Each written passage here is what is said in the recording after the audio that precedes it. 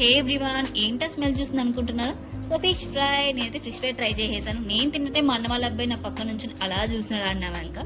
So కొన్ని ఫిషెస్ని నేను wash చేసేసుకొని ఒక బౌల్లో వేసేసుకొని కొంచెం సాల్ట్ ఇంకా పసుపు 2 స్పూన్స్ కారం తీసుకున్నాను. స్పైసీనెస్ తగ్గట్టుగా మనకి ఎంత కావాలంటే అంత. So 2 spoons ginger garlic paste కూడా వేసేసుకున్నాను.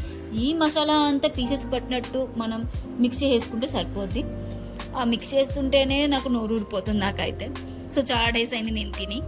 మనం స్టవ్ వెలిగించేసి తవా పెట్టుకుని ఆయిల్ పోసుకొని దీన్ని డీప్ ఫ్రై చేసేసుకోవాలి. Front and back 2 side fry చేసేసుకుంటే సో ఫిష్ ఫ్రై రెడీ అయిపోద్ది మనకైతే. సండే కాబట్టి కంపల్సరీ నాన్ వెజ్ ఉండాల్సిందే మా ఇంట్లో. సో మీ ఇంట్లో ఏం చేసుకున్నారో ఏంటో నాకు కమెంట్ చేయండి.